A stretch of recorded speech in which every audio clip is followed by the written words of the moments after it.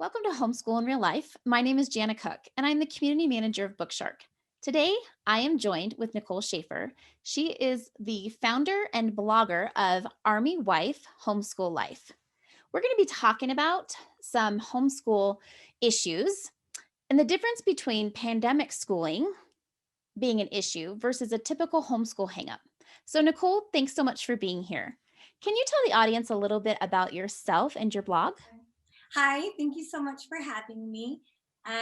Like you said, I have a Facebook page and a little blog that I do called Army Wife Homeschool Life. And I have been an active duty Army spouse for 14 years now. And we have always homeschooled our children except for one duty station. Other than that, we've been homeschooling for the past 8 years. And because of this beautiful Army life that we live, we get to move every other year, which means my 14-year-old has lived in 8 states and 2 different countries. And so we have homeschooled in a lot of places with a lot of amazing people. And that has really led me to be passionate about helping other homeschoolers, helping people connect. You know, we're very used to being the new kid in town. And I really especially like to help the military community where there are quite a few of us that homeschool. So that's kind of my background with all of this.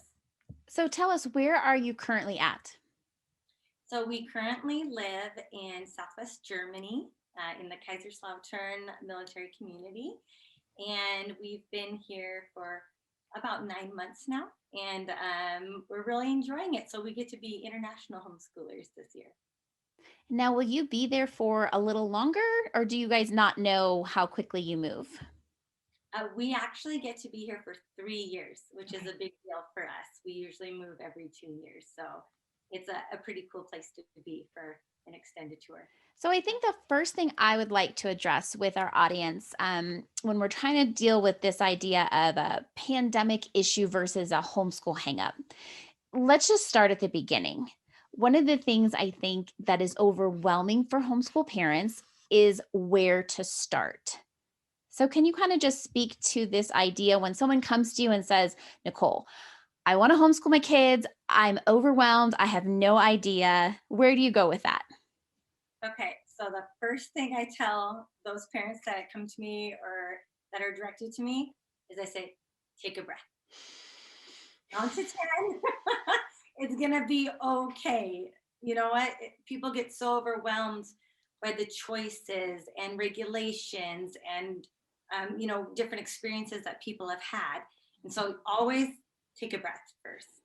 And then, secondly, it can be really overwhelming. And I try to kind of give some calm to people, because we've been doing this for 8 years and it still can be overwhelming sometimes. So it's okay, it's completely normal.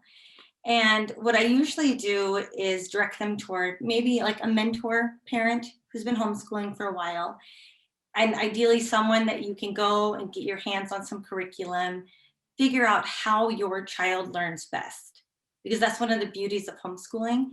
So many of our kids learn different ways. And as parents, you know how your child learns. And so I really encourage them to find a curriculum that is going to work for them. For us, I don't know, obviously, if you can tell by the books behind me, we like literature-based curriculums in our house. That works well for my kids. And so really that's the first place to start, is just figuring out how your child learns. And sometimes that can take a while. I mean, I know when I first started, when I pulled my kids from being in a public school situation to homeschool, I didn't know how they learned.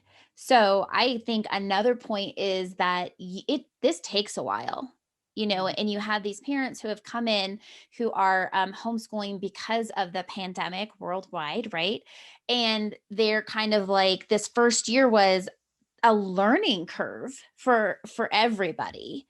And so it's going to take time to know the learning style of your child, to know if the curriculum that you got the first year is going to work again for your second year. I mean, these are just things that it would be nice to have been told in the beginning that it may not have been a perfect fit your first choice. Have you found that in your homeschool experience?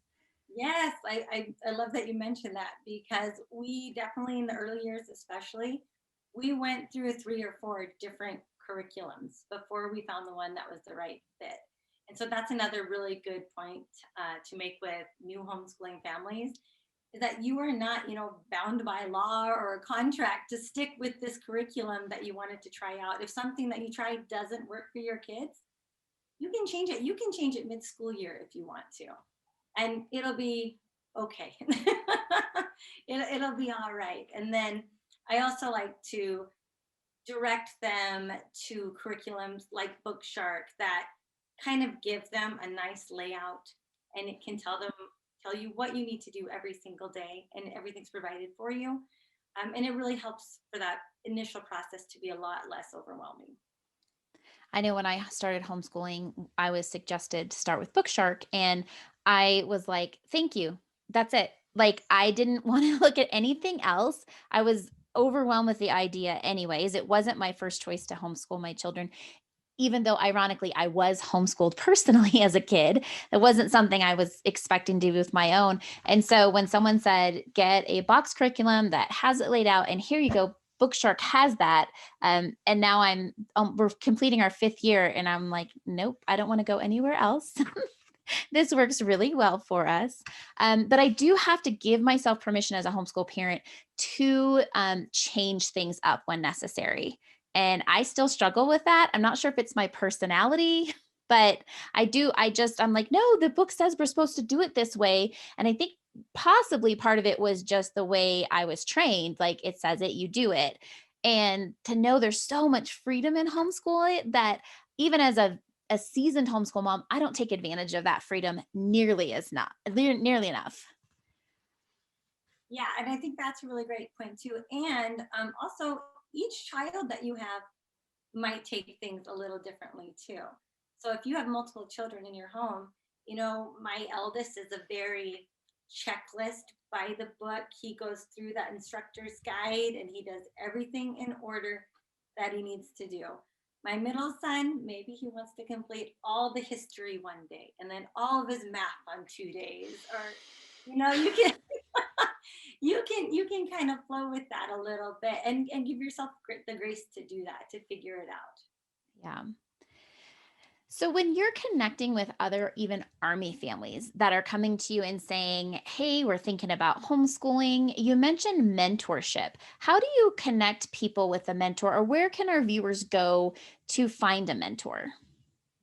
Yes, and I think, and I don't know if that comes from our military family background, but mentorship, I think, can be such an overwhelmingly helpful thing for people to have. And it's nice to have someone that you can just call and ask those questions or vent your frustrations, because that's okay too. If you need to vent, you can vent. The world is really overwhelming right now, and that's okay. Um, and so, usually, what I direct them to is to find the local homeschool group in your area.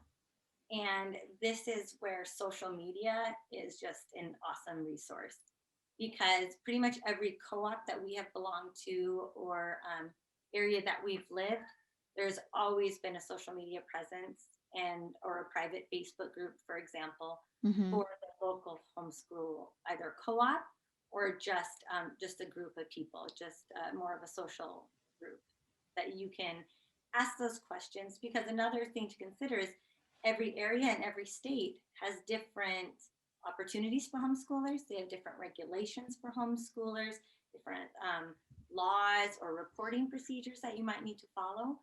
And so finding that local group is usually the best bet. And I mean, it's just always nice to find someone that you can connect to in person if possible. And I think that's a really great place to start. In your experience, what percentage of the Army families that you do community with are actually homeschoolers? There, there was a study done a few years ago, and I believe the number was 11% of active duty military families homeschooled, Mhm. which is actually a pretty big number. But when you consider our lifestyle and those constant moves, like I mentioned, my soon to be eighth grader is on his eighth duty station that he's lived at. Homeschooling provides a sense of continuity that you don't get if you have to change schools every other school year. And so, yeah, there's pretty much everywhere we go, there's a big group of us, and we're all pretty active and we like to find each other. Have you seen an influx in this last year with homeschooling due to the pandemic? Yes, especially over here in Germany. And I'm not positive on the numbers in different overseas locations, but when everyone had to go to virtual school or homeschool, um, I think, like you had discussed, some people were kind of pushed into it, involuntarily a little bit. But a lot of families have decided that they really like it and they like the flexibility of it. And I Mhm. think we're going to see a lot more families that are going to continue this next school year homeschooling, especially in our area. And it's a great opportunity. And when the service member has, a long weekend or a day off, like for our families, my husband has a Friday or a Monday off, we don't do school that day. And it really helps military families take advantage of the family time that they have and just kind of continue that. And then, dad can join us on a cool field trip. So you're speaking to the positive family time experience, but let's talk about the less than positive family experience when you're homeschooling, especially for the first time or seasoned. I'm not sure if it's a pandemic issue or a homeschool hangup, but we do tend to have moments where we butt heads with our children. So, what do we do with those situations? I I love that phrase, that butting heads with kids, because I tell a lot of homeschoolers, new or seasoned, that the greatest blessing of homeschooling is you get to be with your children all the time. The downside sometimes of homeschooling is you're with your children all the time. And so you're going to have moments where you butt heads, or, you know, maybe my fourth grader doesn't want to do that math assignment that, mom is trying to get him to do. And so I think the greatest thing I would tell people is to take a break. If you need to step back and take a break, if your lesson isn't going well and the kids aren't having it, I always advocate for a change of scenery. So it Mhm. might be something as simple as grabbing the dogs and going on a walk. Maybe you run to your local cafe or bakery, or something to break it up and make it kind of fun and bring you back to the reasons that you're doing this and being together with your kids. I think homeschooling should be about building a foundation and not about fighting a battle. And so I think that's one thing to do. Another thing is to know your kids. So, what is the root of that? Like, why are you butting heads? I mentioned my oldest child that he's a very by the book checklist kind of kid. And so I know, actually, I brought a little, I just brought a sample of what, I don't know if you can see this or not, if that'll work, Mhm. but this is his Monday expectations. And so you can either do this on maybe Sunday evening, you plan out for the week, or maybe just the night before. It's just a quick little type out. My kids work better and we work better together if they know what to expect, what they need to do. And then if they know the expectations of, I don't want to say reward, but what they can do if once they complete the work. Mhm. So my kids know that they can have free time once they complete their day's worth of work. And so, like for this just says, good morning, it's Monday. And then it just lines out, this is your math, history, English, science, lessons, and language. Mhm. And they know that once this is done, they have free time. And so sometimes I've had kiddos that wake up at 6 a.m. and they get this done. And by 9 a.m., they're done with school for the day. Other days, maybe math took 2.5 hours. But you know what? That's okay. But yeah, I think that is common, pandemic or not. You're spending a lot of time together. You're going to butt heads sometimes, and it's okay. I think one thing that I've heard even during this pandemic for people who are just trying to cope is to have a good schedule, is to wake up with expectations because as just our human nature looks for routine. And so when we haven't had that as homeschool parents, even non homeschool parents, it's important to remember that those just basic ideas help all of us feel more in control of our day. And sometimes when I'm butting heads with my children, usually it's just my oldest twin, it really is because of control or expectation. So the idea of having it written out beforehand, this is the expectation. I don't care what order you do it in, right? Giving them as much control in the situation as possible, letting them make the decisions. If you want to do math first, if you want to do math less. Although I always have to warn, doing math at the end of the day isn't wise for us because it usually we're tired and that's when it takes the longest. But you know what? If that's her choice and she wants to struggle through that last subject, I mean, that would be on her then and not me, and then she can't really get upset with me because she's the one who decided to do that subject last. So, I think you're right. I don't think it's necessarily a pandemic issue, but for parents that this is their first year, they may equate that with a pandemic issue, but really it's just a common homeschool scenario. I mean, you're like you said, you're with your family as a blessing all the time, and it is family all the time. And I think we all got a lot of that during this last year, just because things were closed, and all of a sudden we were with each other so much. And it's just to be expected. I love how you said a change of scene. I may be a lot like your oldest child in that it's hard for me in certain things to think outside the box. In some things, I am like the most creative. And then when it comes to education, I get stuck in this box. And it's like, we can't stop in the middle of a math lesson. You have to finish your math lesson. And it's so ridiculous. Why am I pushing for this? Why can't we stop? Why can't it be done half today and half tomorrow? I don't know if it's just me, or do you struggle with that at all, or know people that struggle with this has to be done this way idea? I think so. And I'm a bit like that as well. I'm kind of type A. And so for some things, I've really had to let go of is kind of my expectations of how, like you mentioned, math. You know, for me, math is always very serious and quiet. My youngest child can only do math if he has like the Hamilton soundtrack blaring in the back. I can't do that. And it's so difficult for me to figure out why his learning style is that way. Um, but I think too that yeah, that's another thing that you're just figuring out how your kid learns best, and you have to give yourself that freedom to step back and see what is working. Because just because it might not be working the way you thought it would work, doesn't mean that it's not working. You know, it's letting go of some of the preconceived notions or expectations that you had, and then just being able to find that flow and see how things work.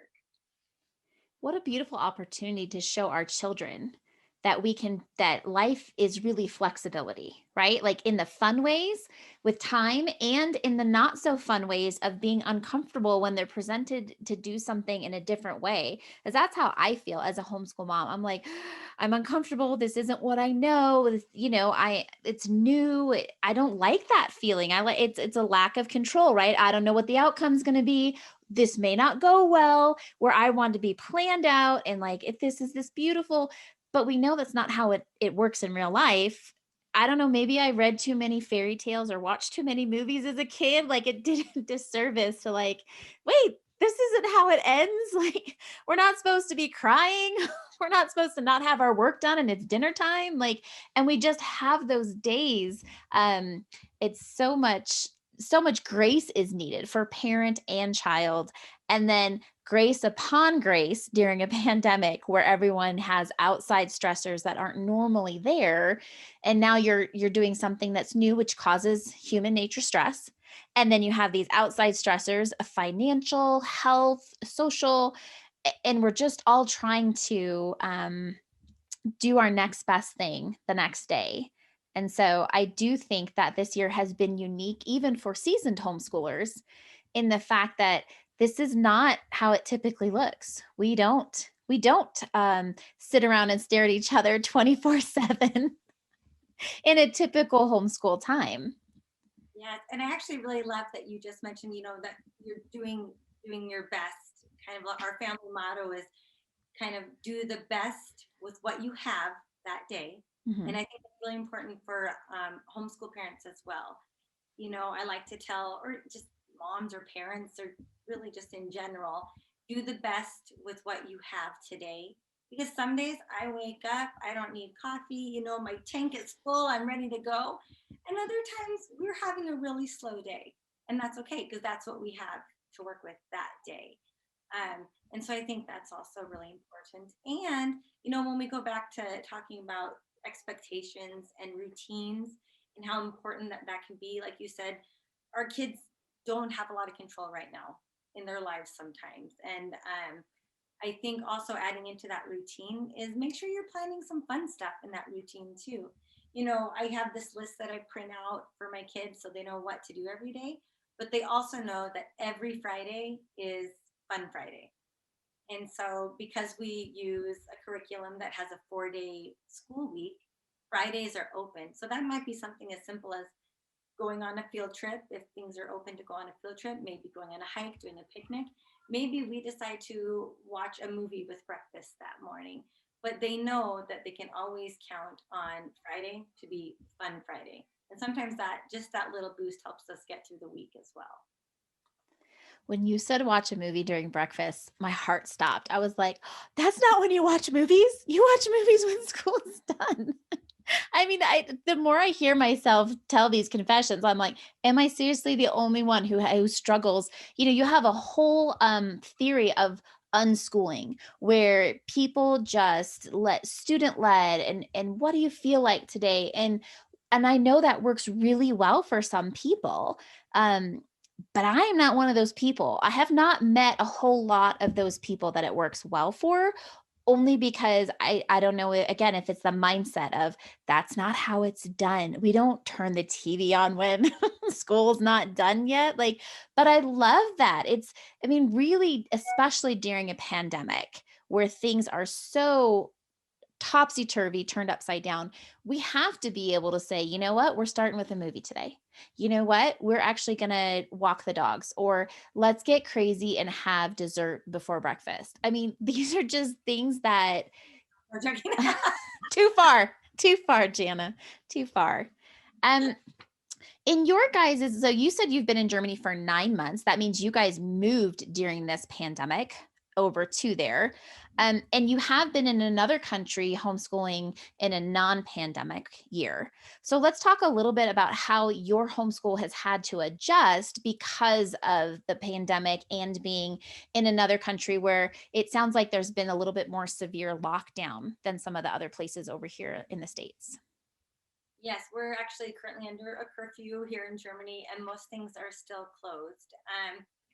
Fortunately for us, to start with the positives, because we're already a homeschooling family, we were kind of set up well. It wasn't as big of a shock as for schools to close. For us, it didn't affect us as much. However, we did come from a really strong homeschool co-op, a homeschool community. And, the socialization question is one that's raised a lot for people about homeschooling. Do you socialize your kids? Do they get to see other kids? And quite frankly, I think most homeschoolers will tell you that we almost over socialize. Sometimes we have to step back from the co-ops and the clubs and the music groups and the different things that our kids are doing to make sure that we're staying home a little bit and getting that schoolwork done.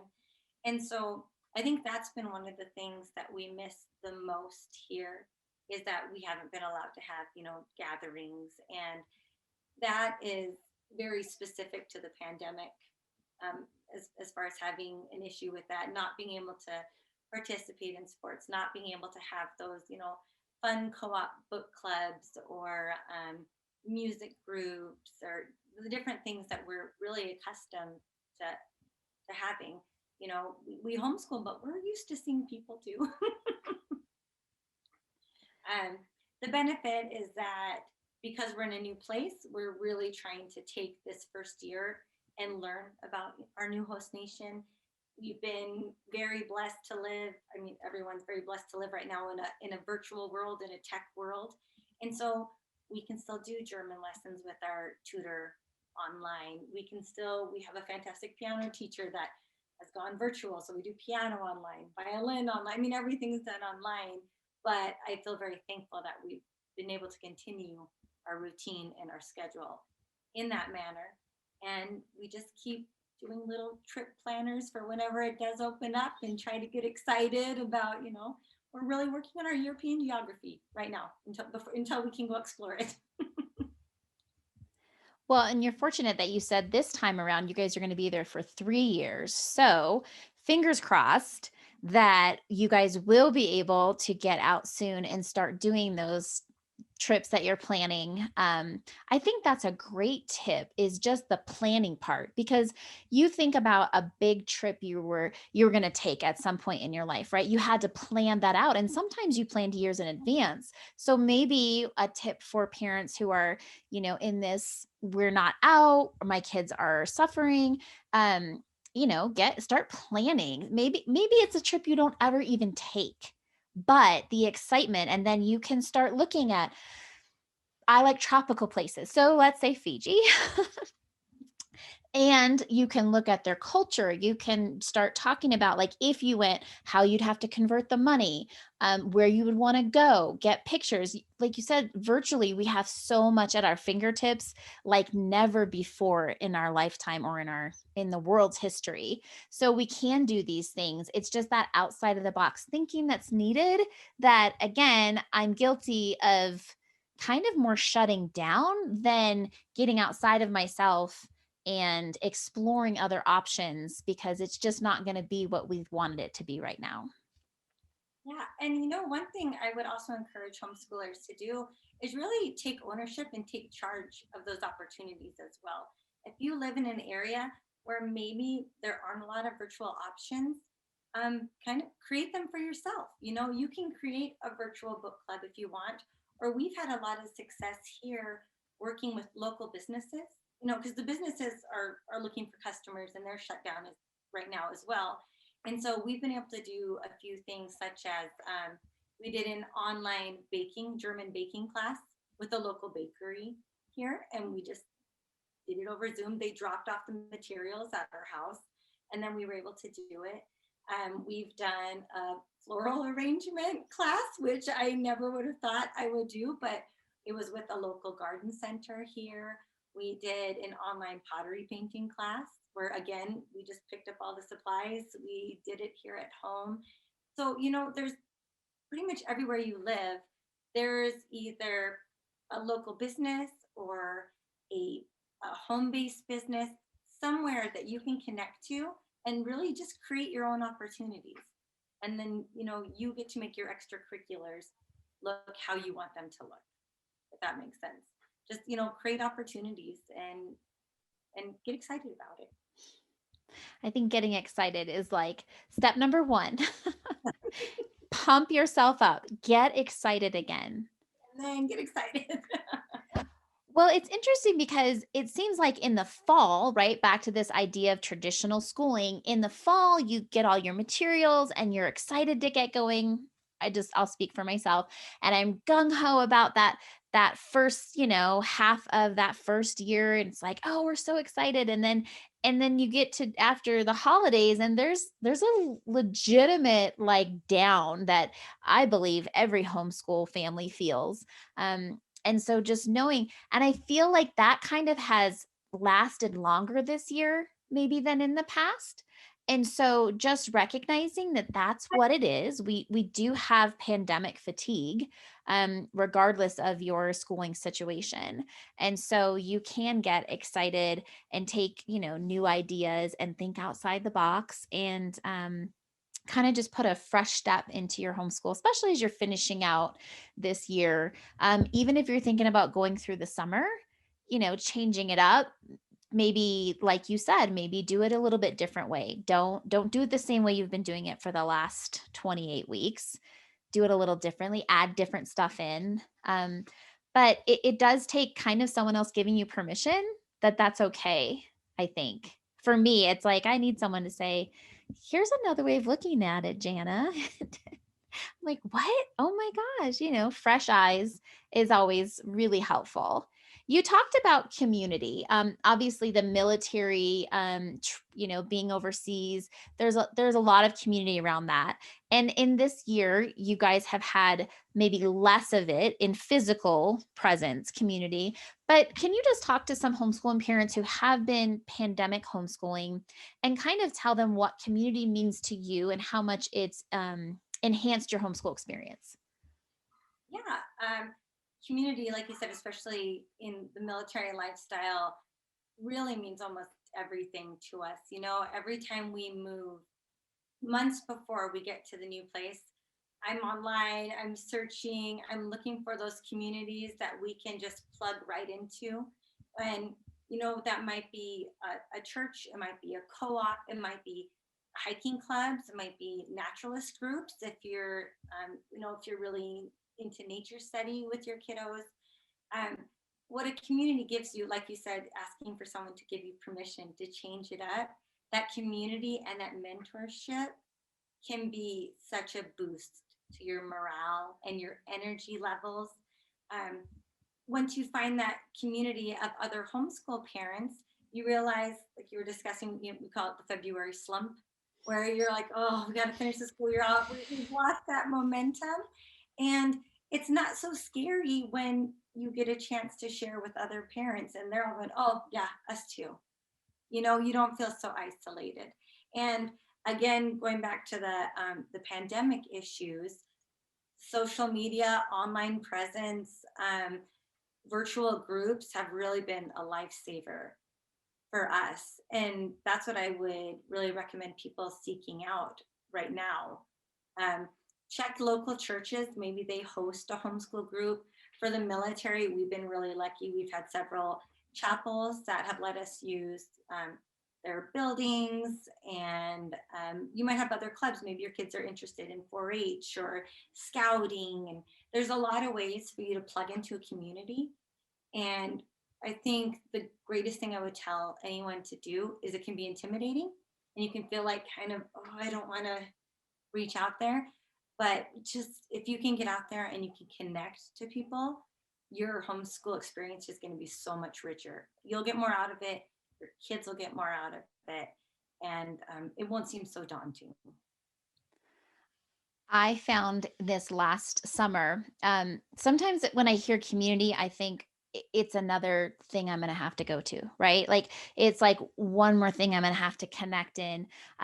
It's going to take more energy, and maybe quite honestly, these last 12 months, I've had less energy to put into these things, and so we started paddleboarding. I had gone with a friend and was like, this is awesome, and so we were able to buy 2 paddle boards for me and my girls. And instead of going online and finding other people that I didn't know, because that sounded just like an energy drainer at this point in time, I started talking to my friends that I already had and said, this paddleboarding stuff is amazing. Come out and try it with me. I have created my own paddleboard community with the people that I already knew. So in my mind, it was just, it took less energy. It didn't drain me. And then every time we go, I can just put out there like, hey, who's got their board? Who's ready to go? Or, or rent them. I mean, it's just for people who don't have maybe the space right now to create another community or find another community, maybe just finding a few that find something you love and then start talking it up with the friends that you have, and build that right in the community you already have, like a subsect, so that you don't have to go outside of what you already have if you're established in things, because sometimes that can be intimidating. Yeah. And that's really great advice. I love that. We did something similar just this last month with golfing. I've never golfed, but there's a driving range at a local Air Force base, and it's one of the things that's remained open. And so my kids and I kind of started doing that. We said, okay, we got a used set of golf clubs for 20 bucks. And same thing, I reached out and I was like, hey, anyone wants to do outside time, we'll be at the driving range on Tuesdays or whichever day, you know. And I think that's really great advice to just build your own tribe too with the people you already know. Yeah.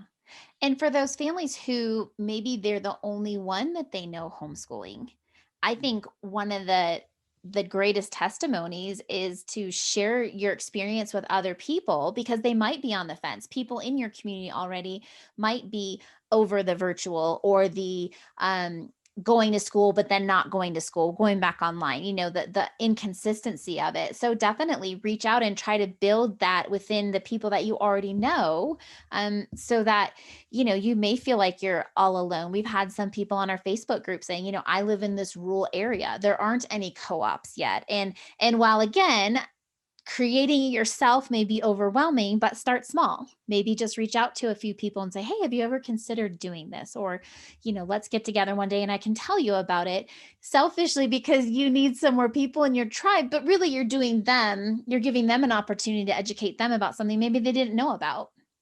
And so then we turn around and become these creators, people like me who never thought that's my talent in any way.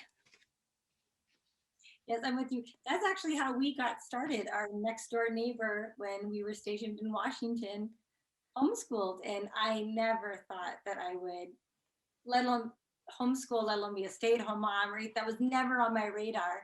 And then just chatting with her over the fence, kind of, oh, kind of, I think that could work for us. So I think that's a great idea too. And also, you don't always have to hang out with other homeschoolers. Like I said, if you're in a rural community and you have something like a 4-H or Future Farmers of America or something like that too, it's always fantastic. And like you said, maybe doing some of those clubs or different connecting things, or through church, you might kind of build your own little homeschool community. I know our local library in a non-pandemic time has Lego Club. And so as it's typically an after school time because those kids who do public school, but you go to the library, you go into a certain room and there's different things and you do Lego Club. I mean, that's something that, you could create yourself with other homeschoolers if it's something you want to do during the day, right? Um, like you said, being outside right now, especially with depending on where you're at in the world and the season that it is, there's always outdoor things that we've been told are safe to do because there's distance while doing them. Um, just people watching is something that I have missed incredibly. And on those nice days here in Colorado, I there's a lot of people out, and I just need to sit and watch and know that there are still people because when we're in our homes with just our families, I think sometimes we forget we still live in community. I agree with that totally. And one thing that we have also tried to do a lot more of over the last year, are taking our, again, allowing yourself to see your school day a little bit differently, is packing up all of our school books, packing a picnic, and going and spending the morning in a park, and just getting that green space and that outside time, maybe doing some people watching, like you said, just still feeling like you're out there and you're part of the community, in a safe way. Mhm. Previous duty station, we were kind of out in the middle of nowhere, in the middle of the Mojave Desert, and so for us, those 2 or 3 little green spaces on base were just lifelines for me. We'd go, everyone take off your shoes, put your feet in the grass, and that's how we did our schoolwork.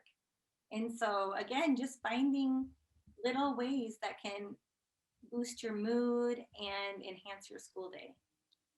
And for those who maybe are in stricter lockdowns and don't even have an opportunity to really leave a whole lot from their homes, I had to remind myself when we were in lockdown in Colorado, to just go sit outside, to take the book, just if it's in your backyard or your front porch, if that's all you have, or open up your garage door and just sit on your driveway. I mean, I know these things kind of sound in a way ridiculous, but in 2021, it actually isn't that ridiculous so that you can change your scene because I think a lot of people were just staring at the same four walls and saying, "You know what? This isn't for me. This feels awful."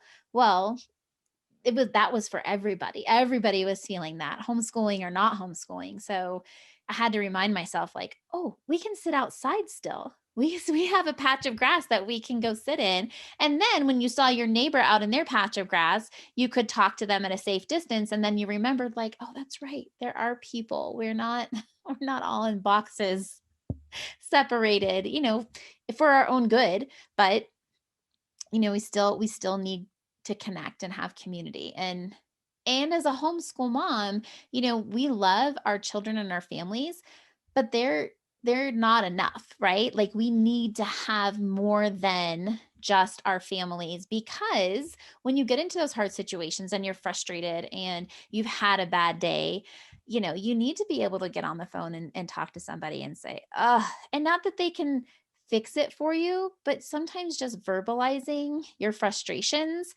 not at your children, that doesn't work very well. I have found. But that just goes back to having community, having somebody else outside of your four walls that can support you, and you can support them, because it definitely can go both ways.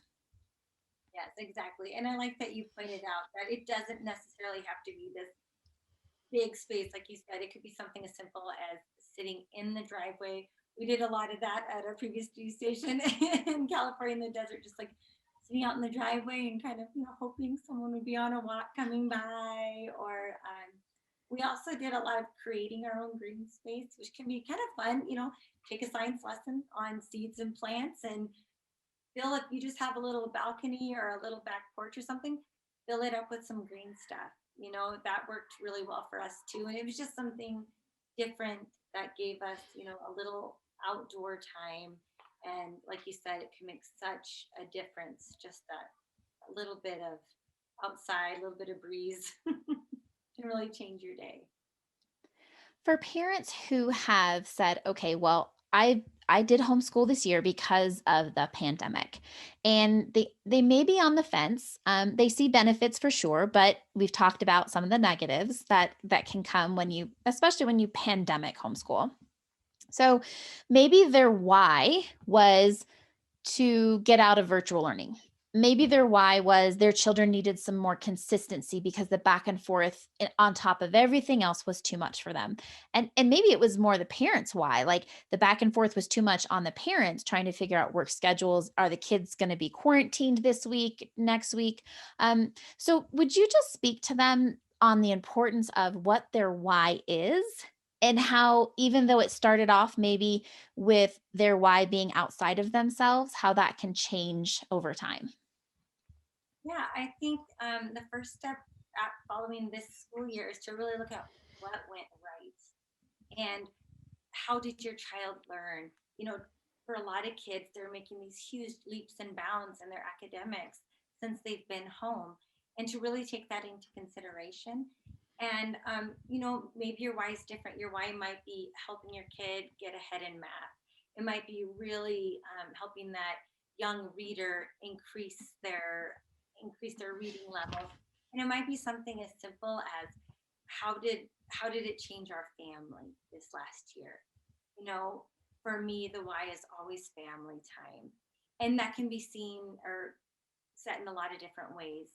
But I think it's an important why to consider, when you're looking at the next time, when you take out the emergency of the pandemic, or the kind of being forced into something. So I think when you go to that question of why homeschool and why continue this, there's always going to be hardships if you public school, private school, homeschool. If you try to really focus on what is going right and how you've seen your child grow and how you've grown as a family and how you've taken advantage of this time together, I think it'll really put your mind in the right spot for that next decision. And if you continue this journey. So we have had another speaker talk about why in one of our past virtual events, and she makes a list of pros and cons.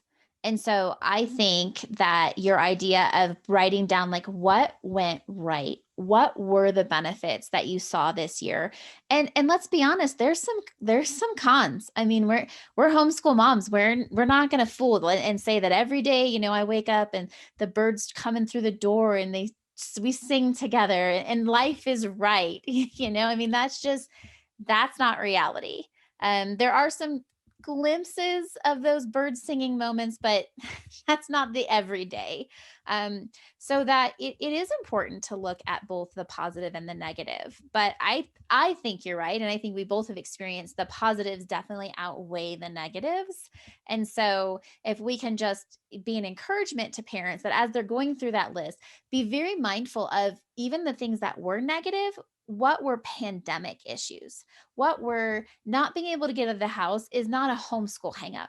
That, like you said in the very beginning, we homeschoolers tend to overschedule ourselves because we have so much available to us all of the time. So that would be, yes, that's a con, but that's a pandemic issue, right? Like butting heads, that's a life issue. You're going to have that whether you're pandemic homeschooling, whether you're homeschooling a second year because you want to, like that's a negative, but it can also be a positive because then it's just opportunity for growth with you and your children. So definitely be mindful when you're making your why list, um, as what would be on the positive and negative. It almost needs to have subsections like, okay, this was a positive, but this was because we were in pandemic. Like extended family time. That could be on the positive, could be maybe on the con too. But what were the reasons behind that? Like you weren't able to do your normal thing. So, yeah, this year was very unique for all people. But on the other hand, what are some of the positives that are because of homeschool? Your flexibility, you get to choose. I mean, so many things. So I think it's just important for parents to be mindful when they're making those lists to make sure that they put in each of those columns, which ones were because of this unique year and which ones were because what homeschool affords us. Yes. All right, Nicole, before I let you go, I would love for you if you had any words of encouragement for families that were maybe on the fence. They're not sure if they can continue this, if they can sustain this homeschool experience by choice in the coming year. What would you say to a parent? Okay, so I'll go back to my very original comment. Breathe. Always take a breath and breathe. You know what's best for your child. It can be easy to feel overwhelmed or maybe underprepared at times, but you've been teaching your child their whole life and you can do this. And there are resources out there, there is support out there. And I think a lot of parents can do a lot more than they give themselves credit for. And so, again, I'd say go back to that list of what went right this year and what you would like to see more of in your next school year if you continue on this homeschool journey. And we're all here for you. There's a great big community of homeschoolers out there, and we love to help each other, and we love to listen and just have fun with it. Enjoy your family. Do the best with what you have, and you got this. I want to thank you so much for taking time to be with us today. I want to encourage our audience to look for Nicole's Facebook page, which is Army Wife Homeschool Life. She has a blog. We have her social media is on our page so that you can connect with her if you have more questions. If you have maybe you're a military family and you're trying to look for information on how to homeschool, we'll connect you with Nicole and she will guide you to the places that will have the best answers for you. Thank you for being here today. Thank you, Nicole. We appreciate you taking the time. And thank you, guys. We'll see you next session.